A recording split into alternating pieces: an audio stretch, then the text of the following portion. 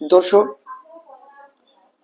Iran এবং ইসরায়েলের মধ্যে চলমান বর্তমান যুদ্ধে আহ, দুই দেশের ব্যাপক ক্ষয়ক্ষতি হচ্ছে এবং এর মধ্যে জ্বলন্ত আগুনে ঘি ঢেলেছে যুক্তরাষ্ট্র। কারণ যুক্তরাষ্ট্র আজ সকালেই ইরানের পারমাণবিক ঘাঁটিগুলোতে আক্রমণ করেছে এবং এই বিষয়টি নিয়ে বিশ্ব নেতারা বিভিন্ন মিশ্র প্রতিক্রিয়া জানাইছে।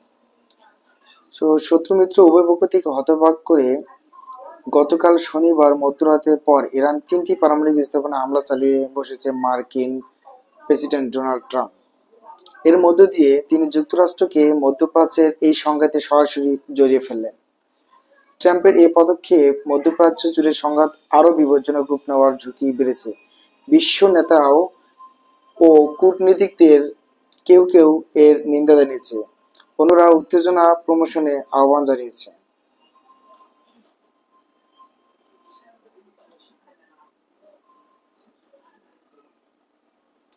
সামাজিক যোগাযোগ মাধ্যমে এক পোস্টে জাতিসংঘের মহাসচিব আন্তোনিও গুতেরেস বলেছেন তিনি গভীরভাবে উদ্বিগ্ন।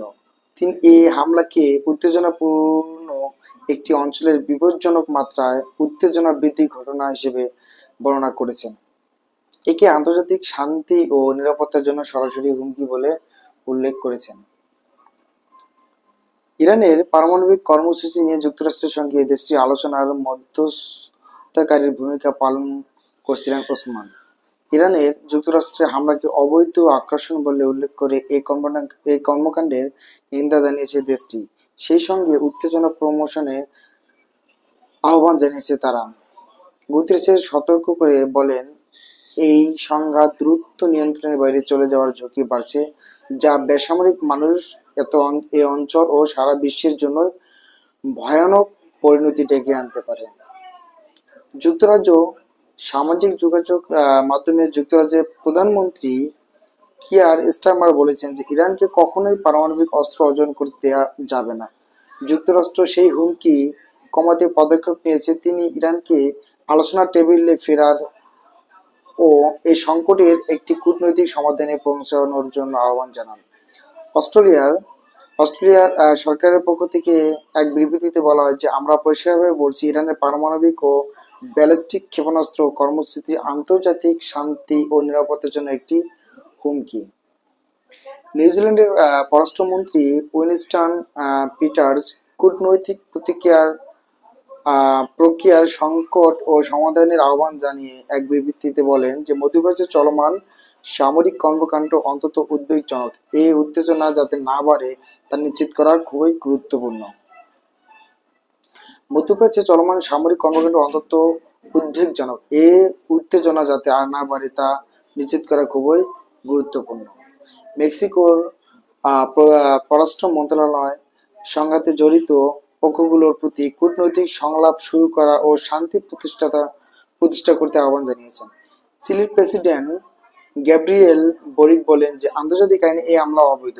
সামাজিক যোগাযোগ মাধ্যমে তিনি লেখেন, আমরা শান্তি চাই এবং শান্তি প্রয়োজন। ভেনেজুয়েলার পররাষ্ট্রমন্ত্রী ইভান গিল সামাজিক যোগাযোগ মাধ্যমে টেলিগ্রামের এক পোস্টে ইরানের উপর যুক্তরাষ্ট্রের হামলাকে অবৈধ, অযৌক্তিক ও ভীষণ বিপজ্জনক আগ্রাসন বলে দাবি করেছে বা বর্ণনা করেছে।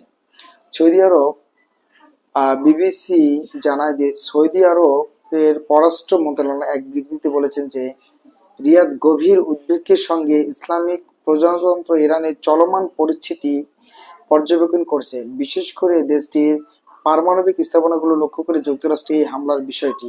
বিবৃতিতে উত্তেজনা কমাতে সংযম প্রদর্শন এবং সংঘাত এড়ানোর প্রয়োজনীয়তার উপর গুরুত্ব আরোপ করা হয়। আন্তর্জাতিক সম্প্রদায়ের প্রতি এই সংকটের একটি রাজনৈতিক সমাধানের পৌঁছার প্রচেষ্টা জোরদার করার আহ্বান জানিয়েছে সৌদি আরব। সো এই ছিল বিশ্বের বড় বড় যেসব নেতা আছে তাদের প্রতিক্রিয়া। তারা তো সবসময় প্রতিক্রিয়া দিয়েই যায় এবং ম্যাক্সিমাম বিশ্বের বড় বড় যে নেতারা, বিশেষ করে পশ্চিমা নেতারা, তারা তো সবসময়ই অলওয়েজ তারা যুক্তরাষ্ট্রের পক্ষে নেয় এবং ইসরায়েলের পক্ষে নেয়। তো এটা নতুন কিছু না। তো দেখা যাক ফাইনালি কি হয়।